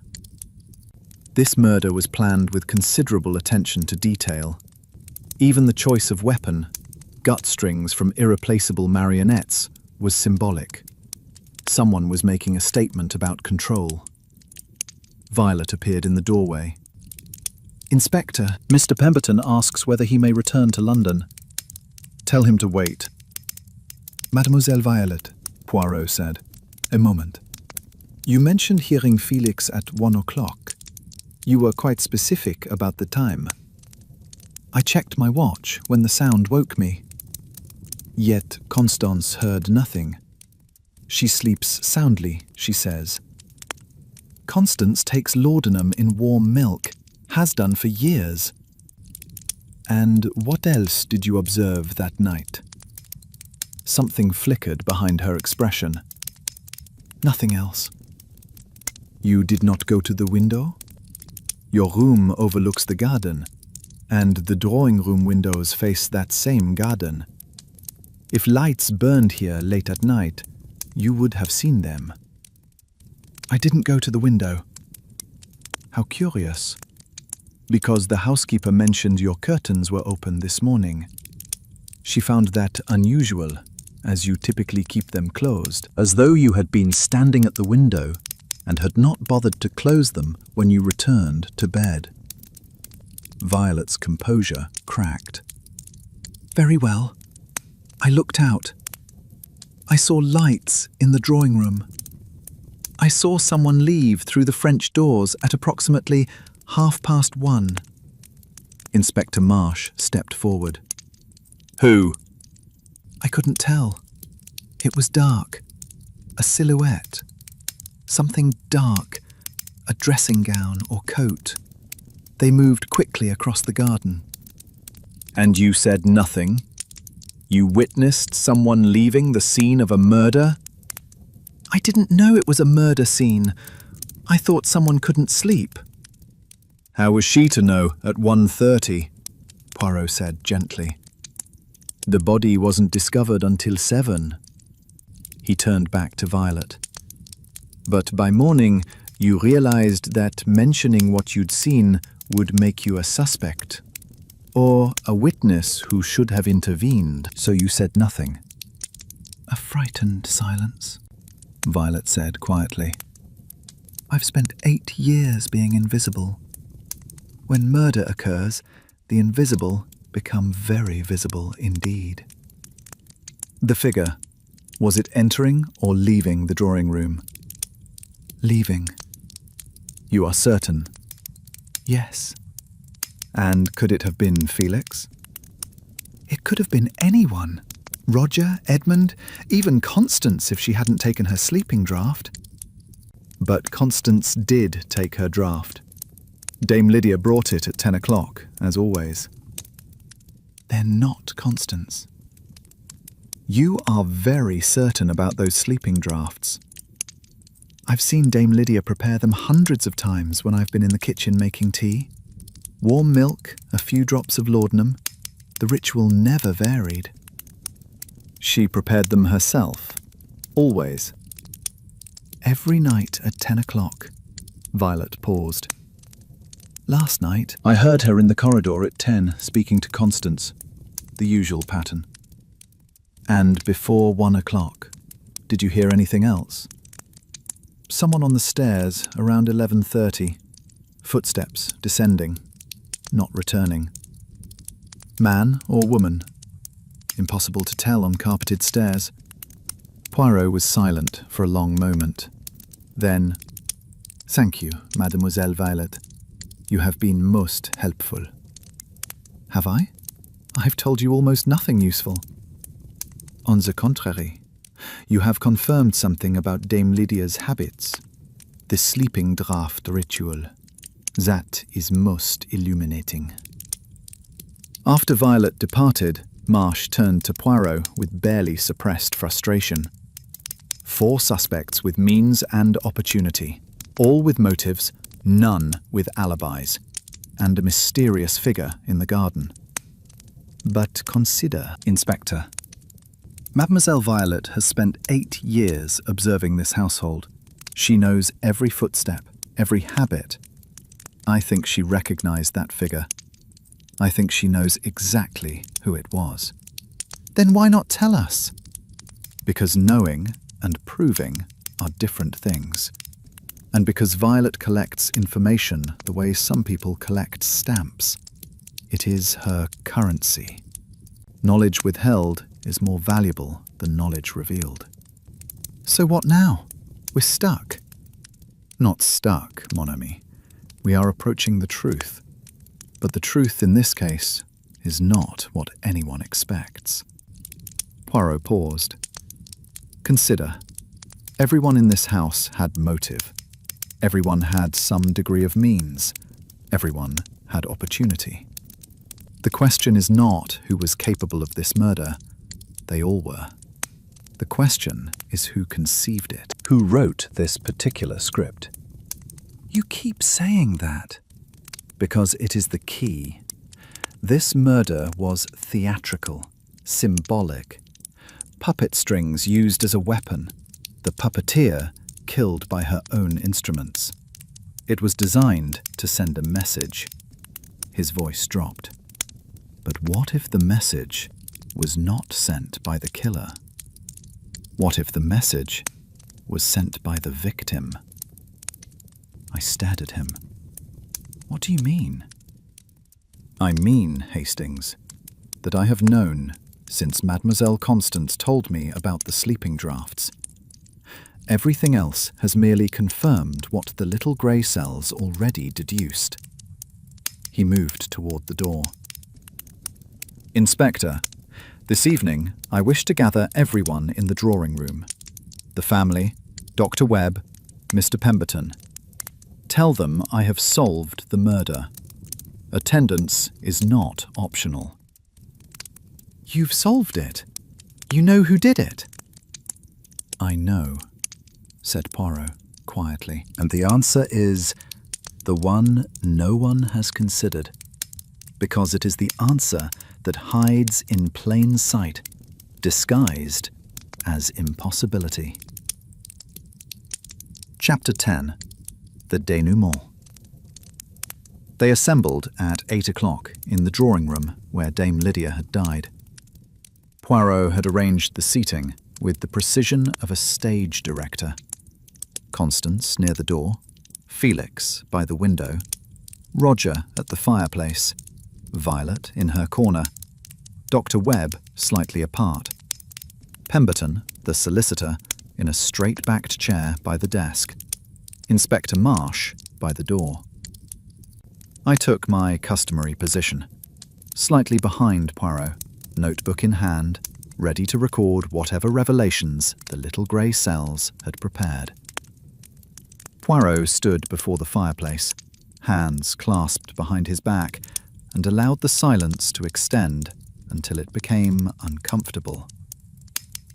Mesdames et messieurs, we are gathered to discuss the murder of Dame Lydia Marionette, a woman strangled with puppet strings in her own drawing room, killed by someone who possessed the knowledge, the opportunity, and the desperate need to end her control over their life. We know all this, Roger said. Who did it? Patience. Murder is not a simple matter of identification. It is a matter of understanding. He began to pace. Let us review. Dame Lydia was killed between midnight and 3 o'clock. She was strangled with strings from antique marionettes. The strings were cut with precision, suggesting premeditation. She showed no defensive wounds, suggesting she did not fear her killer. The morphine was nearly consumed. She was found in her nightclothes, suggesting she came here after retiring. All of which we know, Marsh said. Oui, but what do these facts tell us? They tell us Dame Lydia came here expecting to be alone, or expecting to meet someone she trusted. The murder weapon was prepared in advance. The killer understood marionettes intimately, and the killing was designed as a symbolic act, the puppeteer destroyed by her own instruments. He paused before Constance. Mademoiselle Constance, the obvious suspect. 30 years of expertise, a lifetime of suffocating control, access to the strings. You had every reason. Constance met his gaze steadily. I didn't kill her. No, you did not. Because of the sleeping draught. Every night at 10, your mother brought you warm milk with laudanum. A ritual of control, disguised as maternal care. You drank it and slept soundly. This pattern has held for 30 years. Unless you pretended to drink it, which would require deceiving your mother at close range, under direct observation, on a specific night you could not have anticipated would be the night of murder, you are eliminated. He moved to Felix. Monsieur Felix, awake at 1 o'clock, contrary to your claim, why did you lie? Felix's charm had deserted him entirely. I couldn't sleep. I went downstairs for brandy. And where did you go? The study. I poured a drink, sat for a while, returned to my room. Mademoiselle Violet observed someone leaving this room through the French doors at 1:30. Was that you? No, I was in the study, not here. You had motive. Under the old will, you inherited the collection. Under the new will, you receive an insulting allowance with conditions. I didn't know about the new will. So you say, but even granting your ignorance, I do not believe you killed your mother, Monsieur Felix, not because you lacked motive or means, but because this murder required something you do not possess. What's that? Patience, planning, the methodical preparation of a theatrical crime. You are, by your own description, a man who cannot even plan his own departure from this house. The organization required for this murder is beyond you." Felix flinched, not at the accusation, but at the accuracy of the assessment. Poirot moved to Roger. "Monsieur Ashford, the businessman who loved his uncle's legacy and despised what Dame Lydia had done to it. You argued with her. She threatened to dismiss you. Under the old will, you had commercial authority. Under the new, you are paid off and silenced." "Her death destroys my business plans," Roger said. His voice was quiet. Not the bluster I had come to expect, but something weary and defeated. "I had no reason to kill her." "Unless you believed you could prevent the new will. But even then, you are correct. You are a man of commerce, not theatre. This murder's symbolism is alien to your nature. You would not have thought in puppet strings. You are eliminated." He turned to Dr. Webb. "The devoted servant who loved for 40 years. You prescribed the morphine. You witnessed the will. You have medical knowledge that could facilitate murder." Poirot paused. "And yet, you are the one person who knew Dame Lydia was dying. You could afford to wait 6 months for natural liberation. There was no urgency for you. A man who has endured 40 years does not suddenly discover courage when the end is in sight." Webb's relief was visible, though it brought him no joy. "Which brings us," Poirot said, and his voice changed, became softer, almost gentle, "to Mademoiselle Violet." Violet's stillness became absolute. "The watcher, the observer. You heard Felix at 1 o'clock. You saw someone leave this room at 1:30. You knew about the sleeping drafts, the household routines, every intimate detail of this family's dysfunction." He paused. "And you lied. Not about what you saw, but about what you knew." "I didn't kill her." "I did not say you killed her. I said you left this room at 1:30. These are not the same thing.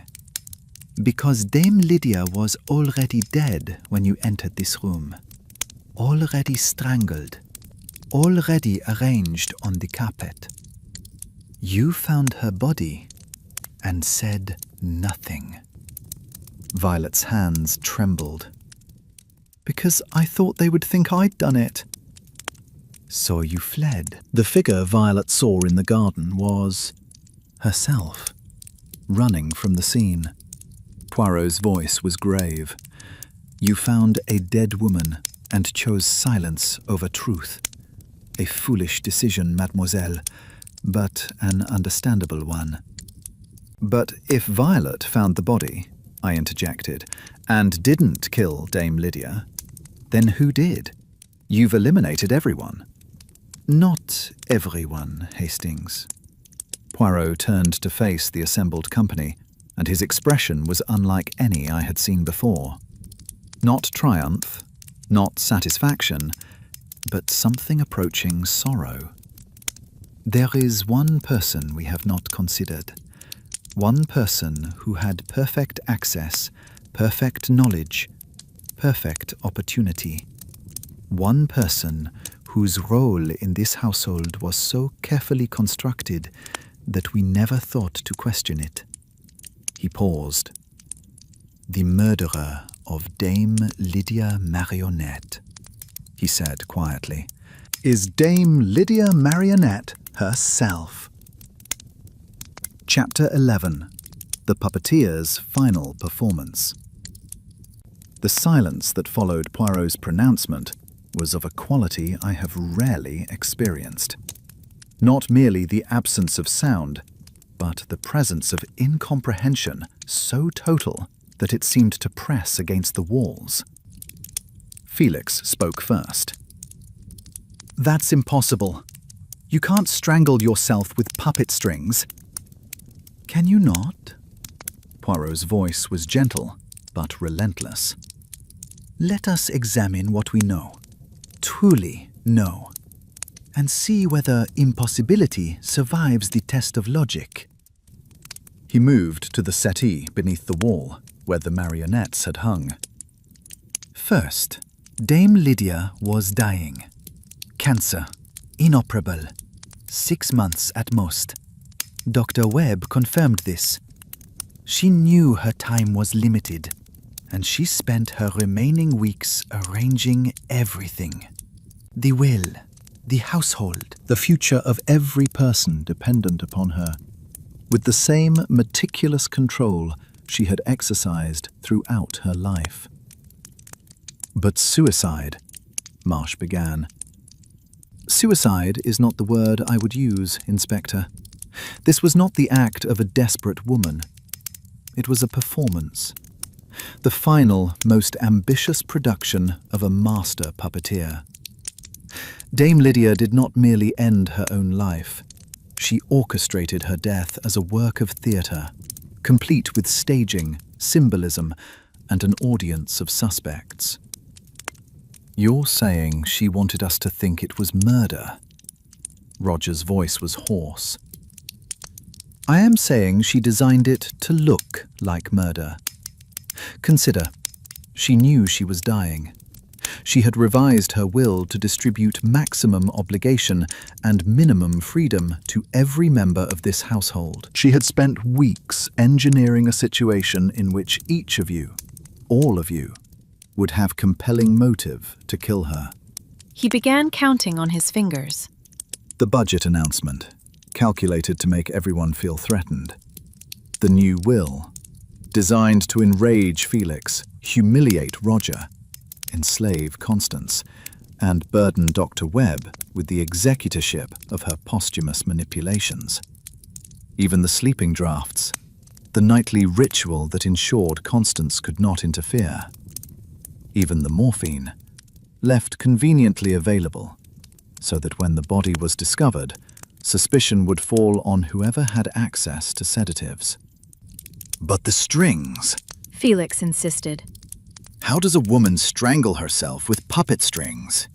It's physically impossible." "Is it?" Poirot moved to the wall. "Let us think as Dame Lydia thought, mechanically. She was a woman who had spent her life understanding the physics of marionettes. Tension, leverage, fulcrum points. The mathematics of control." He reached up and touched the bracket from which the marionettes had hung. "This bracket is fixed to the wall at a height of approximately 7 feet. The strings, when intact, measured roughly 4 feet. When Dame Lydia stood on the settee, a height of approximately 18 inches, her neck would be at approximately the same level as the bracket." "But there were no scuff marks on the settee," Marsh objected. "Because Dame Lydia removed her shoes. A simple precaution. She stood on the settee in stockinged feet, wound the strings around her neck and around the bracket, creating a fixed loop, you understand. A noose that did not require a second pair of hands to tighten. And then she stepped off. The room was very quiet. The weight of her own body provided the force," Poirot continued. "Not a drop. She did not hang herself in the conventional sense. She merely sat down, lowered herself to the floor, allowing the loop of gut string to tighten as her weight transferred from her feet to her throat. It would have taken perhaps 30 seconds, perhaps less." "But the pain," Dr. Webb whispered. "She had taken morphine, her own prescription, self-administered. Enough to dull the pain and weaken the survival instinct that might otherwise have caused her to struggle. Enough to ensure that when she lowered herself, she would not, could not, change her mind. "And the strings? The ones cut from the marionettes?" Marsh asked. "She cut them herself. Earlier in the evening, after the puppet show, while everyone retired. Remember, someone was moving in the puppet theatre late at night. Poirot saw the light from his window. That was Dame Lydia, cutting the strings she would use, selecting the strongest gut chords from the commedia set, preparing her final scene." "But why?" Constance's voice was barely audible. "Why not simply die? She was dying anyway. Why this elaborate horror?" Poirot turned to her, and his expression held something I had rarely seen from my friend: genuine compassion. "Because, mademoiselle, your mother could not bear to simply die, to waste away, to lose control of her body, to become dependent on others for the most basic functions. This was unthinkable to a woman who had spent her life as the director of every scene. Cancer would have stripped her of that control. It would have made her, and here is the word she would have found most terrible, helpless." He paused, allowing this to settle. "So she chose instead to die on her own terms. But merely choosing the time and manner of death was not enough for Dame Lydia. She wished to die meaningfully, to create a final performance that would echo through this household for years to come. She wished to ensure that even after death, she remained the central character in the story of this family." "By making us all suspects in her murder," Felix said slowly. "Précisément. By dying in a manner that would bring a police investigation, a murder inquiry, a scandal that would bind you all together in suspicion and recrimination. By forcing each of you to account for yourselves, to examine your own guilt, to confront the resentments and hatreds you had concealed beneath years of performance." Poirot's voice was soft. "It was, in its terrible way, her final act of control. She could not manipulate you from beyond the grave through the will alone, but she could manipulate you through mystery, through the question that would poison every relationship in this household. Which one of us did it?" "The question we would never be able to answer," Violet said, "because the answer was none of us." "And yet you would never have believed that," Poirot replied. "Without my intervention, each of you would have spent years suspecting the others. Felix would have suspected Constance. Constance would have suspected Roger. Roger would have suspected Violet. Violet would have suspected Felix, and Dr. Webb would have suspected himself, tormented by the morphine he had left within reach, wondering whether his prescription had enabled a murder that never occurred." Webb made a sound that was not quite a word, something broken and bewildered. "A web of suspicion," Poirot continued, "woven by the victim herself. The ultimate puppet show, in which the puppeteer is dead, but the puppets continue to dance, jerking and twisting on strings of guilt and accusation, performing a drama that has no resolution, because it was never a drama at all.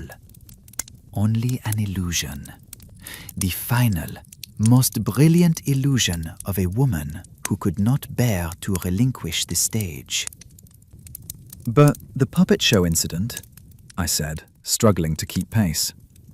"The Harlequin striking Dame Lydia in the face, was that also staged?" "Oui, Hastings. Brilliantly staged." Dame Lydia sat in the front row, where the puppeteer could not see her. She knew the choreography. She had designed it herself. At the precise moment, she leaned forward into the arc of the harlequin's sword arm. The marionette did not deviate. Dame Lydia moved into its path. "But why?" Marsh asked. "To establish a precedent, to plant the seed. If puppet strings had already caused her injury, however minor, then puppet strings as a murder weapon would seem a natural escalation. It made the murder appear to have a history, a progression. First a warning, then the act. It directed suspicion toward the puppeteer, toward Constance, while simultaneously providing Dame Lydia with a test. A test of what? Of Constance's reaction. Remember, I told Mademoiselle Constance that Dame Lydia's expression, just before the strike, was one of satisfaction. She was watching to see whether Constance would be horrified, remorseful, distraught. She was confirming that her daughter's devotion, however resentful, was still intact. That Constance would still feel guilt at harming her mother. That the strings of obligation still held. Constance's face had gone very white. "She used my guilt, my love, to test whether I was still under her control." "She used everything, mademoiselle. That was her genius and her tragedy. She could not simply be loved. She had to test love, prove it, engineer it. Even at the end, she required evidence that she mattered." "The voice in the corridor," Constance whispered. "When Mother brought my sleeping draught at 10 o'clock, someone was with her." "No, mademoiselle, no one was with her. What you heard was your mother speaking to herself. Rehearsing, perhaps, running through the evening's final scene. Or perhaps speaking to the marionettes she had already cut, addressing her wooden actors one last time before the curtain rose on her final production." "You can't know that," Marsh objected. "I know that every member of this household has been accounted for at 10 o'clock. Felix was in his room. Roger had retired at 11:15, but at 10 he was still in the drawing room with Dr. Webb, who confirms this. Violet was making tea in the kitchen. There is no one unaccounted for. Therefore, the voice Constance heard was either her mother's, speaking alone, or a phantom of drowsiness, the laudanum already beginning its work." Marsh was making rapid notes. The body's position. If she lowered herself from the settee, as you describe, the body would have been found near the settee. But she was in the middle of the room. "Ah," Poirot smiled, not with pleasure, but with the grim satisfaction of a puzzle piece finding its place. "This is the cleverest part. After the strings had done their work, Dame Lydia, or rather gravity, would have caused her body to slump onto the settee, or the floor immediately below the bracket. But she was found several feet away, arranged almost decoratively on the carpet." "Then someone moved her," Felix said. "No, she moved herself." Poirot held up a hand to forestall objection. "Not after death, before it. Or rather, she designed the mechanism to move her. Remember, she understood marionettes. Tension, counterweight, release." She attached the string not only to the wall bracket, but also to a secondary point, the curtain rod above the French doors, using a system of loops that would tighten, hold, and then, as the gut string expanded slightly with the warmth of contact, gradually release. "That's extraordinarily complex," Webb said. "For an ordinary person, yes. For a woman who has spent 50 years designing puppet mechanisms, it is merely an application of existing expertise." The string tightened as she sat. After death, the natural expansion of the gut, imperceptible but measurable, caused the secondary loops to slacken. The body, no longer suspended, settled to the floor.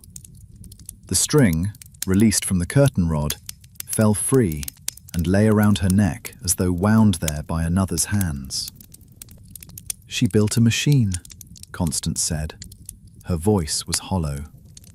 "She built a machine to kill herself and make it look like murder. A puppet mechanism, with herself as the puppet." "The final irony," Poirot agreed. "The puppeteer who spent her life controlling others, in the end, made herself the puppet." "But wait," I said, a thought occurring to me. "The strings around her neck, they were wound multiple times with considerable force. Dr. Webb said so. How could she wind them herself while losing consciousness?"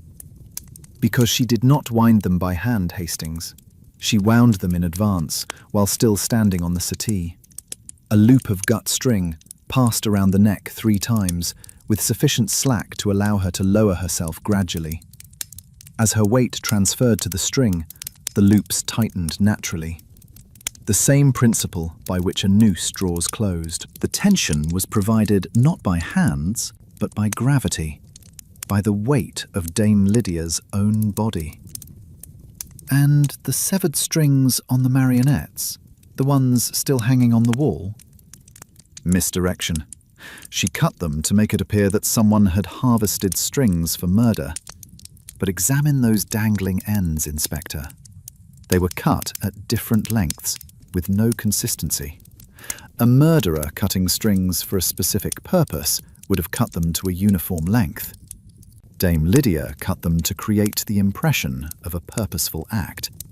But she was not, in fact, using those particular strings. The strings she used for the noose came from the backstage storage, where duplicate sets are kept for repair purposes. Constance can confirm this." Constance, looking dazed, nodded slowly. "We keep replacement strings for every marionette. Mother insisted on it." "They're in the stage left cabinet." "And the replacement gut strings," Poirot continued, "would be identical to the originals. Same material, same thickness, same breaking strength. Anyone examining the strings around Dame Lydia's neck would assume they came from the marionettes on the wall. No one would think to check the repair cabinet." "I'll have my men check it immediately," Marsh said. "You will find the cabinet has been recently disturbed," Poirot assured him. "And you will find that the number of replacement gut strings is fewer than the inventory ledger records. Mademoiselle Violette maintains that ledger, no? She will be able to confirm the discrepancy." "She arranged it so that all of you," Poirot continued, "her living marionettes, would continue to dance as well, trapped in a mystery with no solution." Inspector Marsh set down his notebook. "Can this be proven? Physically, I mean. Can we demonstrate that such a mechanism would work?" "The bracket and the curtain rod can be examined for marks consistent with the passage of gut string under tension. The strings themselves can be tested for the particular pattern of wear that results from friction against metal fixtures rather than human hands. And the morphine, taken voluntarily in the dosage Dr. Webb prescribed, is consistent with self-administration, not forced ingestion." Poirot paused. "But the most compelling evidence, Inspector, is the evidence of character. Every detail of this death is consistent with Dame Lydia's personality, her skills, her need for control. It is, in every particular, exactly the death she would have designed for herself." "And the note," Violet said suddenly. "There was a note." Everyone turned to her. "In the archive, in the catalogue. I found it this morning. That's why I went there instead of staying in the garden. An entry in Dame Lydia's hand, dated 3 days ago, filed under Special Acquisitions. It reads, 'Final addition to the collection. Self-portrait. medium, gut string, lavender silk, Aubusson wool. Method, traditional. Provenance, original. Mon Dieu, Felix breathed. She catalogued her own death, Violet continued, her voice barely steady. As an addition to the Marionette collection. She considered it a work of art. The silence that followed was the longest of the evening. When it broke, it was Constance who broke it. She was mad, she said. She must have been. Not mad, mademoiselle, Poirot said gently. Dying, and determined that death, like everything else, would be on her own terms. There is a difference between madness and the desperate control of a woman who has spent her life arranging the world and cannot bear to leave it unarranged. But the cruelty of it! Constance's voice fractured. Making us all suspects, making us examine our own hatred, our own guilt, making us wonder for the rest of our lives whether one of us... Yes, Poirot said. The cruelty is real. I do not excuse it. I merely explain it. Dame Lydia's final performance was, like all her performances, brilliantly executed and profoundly unkind. He looked at each of them in turn. Felix, Constance, Roger, Violet, Dr. Webb, and saw on every face the particular devastation of people who have been manipulated one final time by someone they thought they had escaped. Roger, who had been silent throughout, spoke at last. His voice was stripped of all bluster, all performance, and what remained was something I had not expected. Not anger, but exhaustion, and beneath that, a kind of terrible understanding. She was always the best of us, he said, at performance, at control, at making sure the show went on. He looked at the photograph on the sideboard, his uncle in Venice, smiling, and something in his face resolved, as though a long-contested argument had finally been settled. Uncle Gerald used to say the puppets were the most honest performers in the world. I think he was wrong. The most honest performer was always Lydia. She just never let anyone see the script. He turned away, and I saw his shoulders shake once, just once, before he steadied himself and was Roger Ashford again, loud and solid and thoroughly armoured. You are free, Poirot said. All of you. Free of suspicion, free of the mystery. But you are not free of Dame Lydia. That freedom, if it comes at all, must be your own achievement. She has given you the last gift of a controlling woman, the knowledge that you were controlled, even at the end. What you do with that knowledge is yours to decide. He adjusted his jacket, settled his cuffs, and nodded to Inspector Marsh. The case, Inspector, is closed. Chapter 12. Aftermath. We departed Marionette Manor the following morning. Poirot had spent the intervening hours in conference with Inspector Marsh, walking through the mechanical details of Dame Lydia's suicide apparatus with the patience of a man explaining algebra to a child. The bracket bore marks. The curtain rod showed scoring consistent with gut string. The morphine dosage, when calculated precisely, was within the range of self-administration. The coroner, when presented with the evidence, would rule the death a suicide, though the word seemed grotesquely inadequate for what Dame Lydia had accomplished. Before we left, there was a moment I have never forgotten. Constance found us in the entrance hall, our bags packed, the motor car waiting. She looked different. Not better, not worse, but different. As though some internal mechanism had been recalibrated and she was still learning to move with the new settings. Monsieur Poirot, I wanted to thank you. For what? Mademoiselle. For the truth, even though it's worse than murder in some ways. At least with murder, you can hate the person who did it. You can direct your anger outward. But this...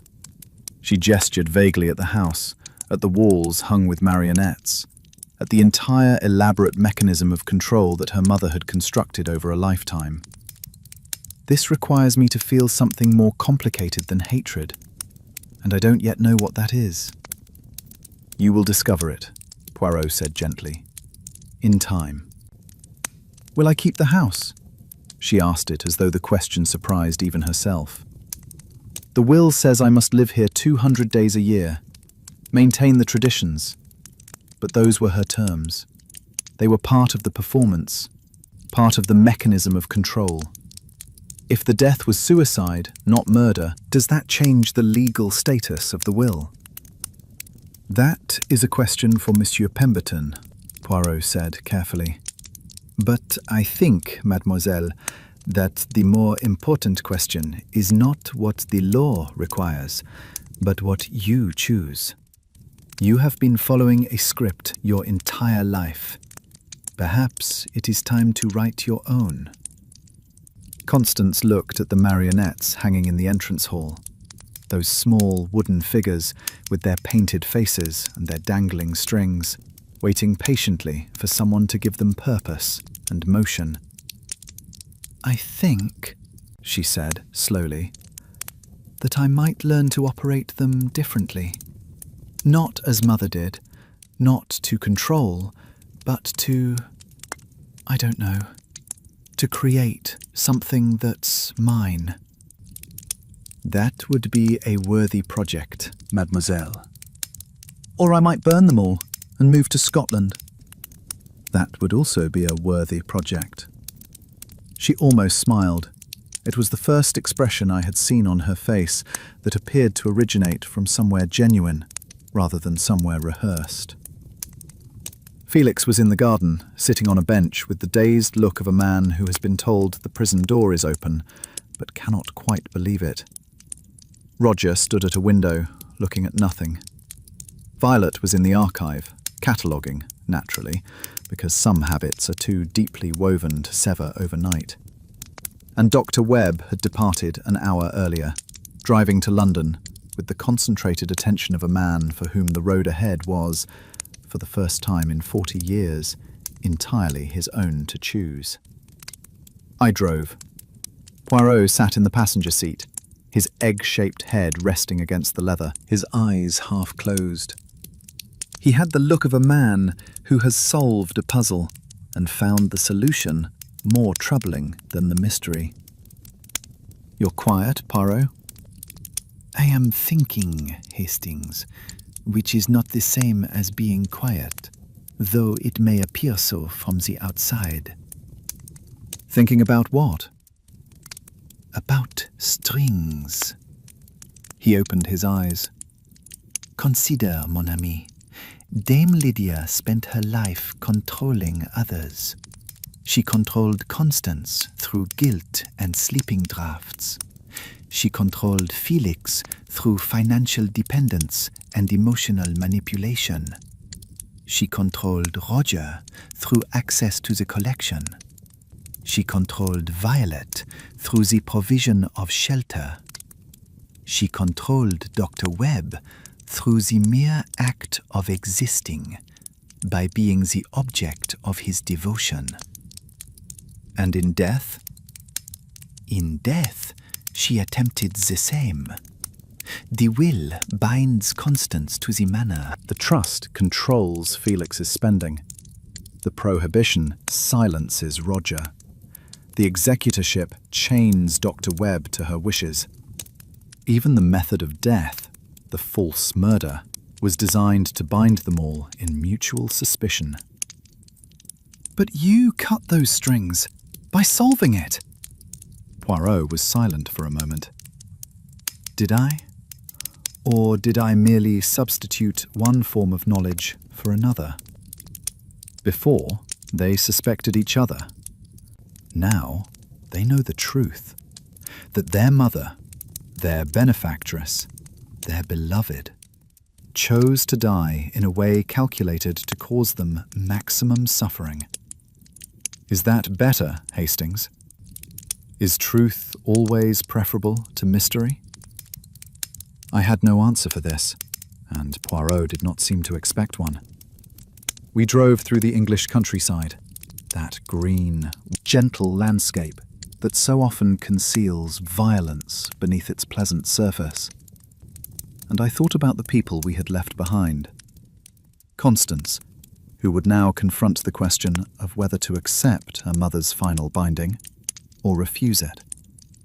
Felix, who might finally leave the house his mother had made into a prison.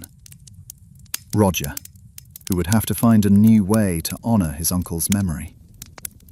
Violet, who had spent 8 years cataloguing objects and would now have to decide whether her own life merited the same careful attention. And Dr. Webb, who had loved a woman capable of making her own death into an instrument of control, and who would have to determine what, if anything, that love had been worth. Poirot, I said, as we neared London. How did you know? When did you realize it was suicide? The sleeping draughts, he said at once. When Mademoiselle Constance told me that Dame Lydia prepared them personally, every night, with unfailing regularity, and that she brought them to Constance's room at precisely 10 o'clock, I understood. Understood what? That Dame Lydia was ensuring Constance could not interfere. If your purpose is murder, you wish to eliminate the person most likely to investigate nighttime sounds, the person whose room is nearest, who knows the house best, who might wake and discover you in the act. Constance was that person. And Dame Lydia had been drugging her to sleep every night for 30 years. But the draught started long before Dame Lydia was dying. Precisely. Which means they served a double purpose. For 30 years, the draughts controlled Constance, kept her docile, dependent, unable to act independently after 10 o'clock each night. But they also created a pattern so established, so unremarkable, that on the one night it truly mattered, the night Dame Lydia needed the house asleep, no one would question it. Good Lord, she'd been planning this for 30 years. Not this specifically, but she had been maintaining the conditions that would make it possible. That is the difference between planning and preparation. Dame Lydia did not know, 30 years ago, that she would die of cancer. But she knew, she always knew, that she wished to control the manner of her exit. The sleeping draughts were an insurance policy, a guarantee that when the time came, Constance would be safely unconscious. And the puppet show incident? The harlequin striking her? A final test, as I said, but also a piece of misdirection. If puppet strings had already caused her injury, then puppet strings as a murder weapon would seem a natural development. It gave the false murder a history, a narrative arc. He paused. Dame Lydia was, above all things, a storyteller. She understood that for a story to be believed, it must feel inevitable. The puppet show incident made the murder seem inevitable. And Violet's catalogue entry, the self-portrait. That, I confess, surprised me. I had not expected Dame Lydia to leave a confession, however oblique. But it is consistent with her character. She could not bear to create something and not record it. Even her own death had to be properly catalogued, properly attributed, properly filed in the archive of her achievements. It was, in a terrible way, her masterpiece. Her masterpiece, I repeated. A death designed as art. As art and as weapon, Hastings. That is what makes it so disturbing. She did not merely kill herself. She weaponized her death against the people who loved her, or who were obligated to love her, which is not the same thing, but which Dame Lydia treated as equivalent. We entered London as the afternoon light slanted through the buildings. Poirot directed me to his flat, where he would spend the evening, I knew, in the company of his tisane and his thoughts, arranging the details of the case in that orderly mental filing cabinet he maintained with such scrupulous care. At the door, he paused. "Hastings, one more thing." "Yes?" "Mademoiselle Violet. She found the catalogue entry the morning after the murder. She went to the archive specifically to look for it. That is why she disappeared from the garden. She suspected the truth before I announced it." "How could she have known?" "Because she had spent 8 years watching Dame Lydia with the attention of a woman who has nothing else to watch. She knew Dame Lydia's patterns, her obsessions, her need for control. When the murder was discovered, Violet's first instinct was not grief or horror, but verification. She went to the archive to check whether Dame Lydia had documented what she had done.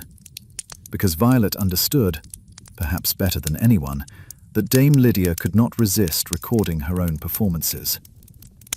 And she found the entry. And she found it.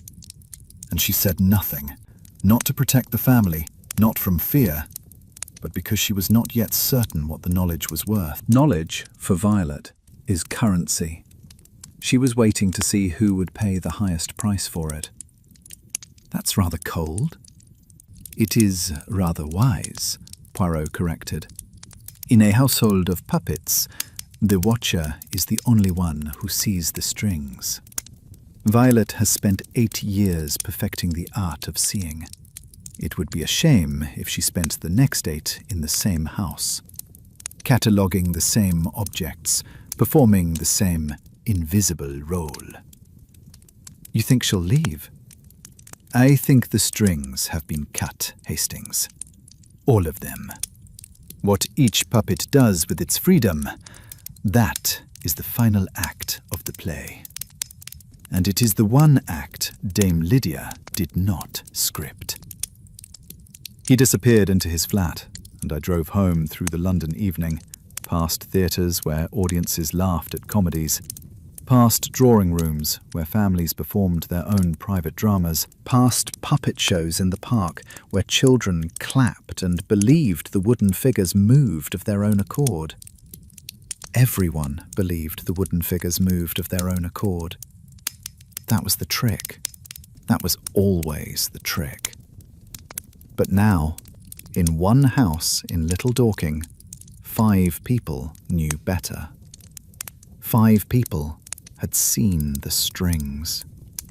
And what they did with that knowledge would be their own story, unscripted, unrehearsed, and entirely their own. Dame Lydia Marionette would have hated it. Which was, I reflected, the only real justice available. Finn.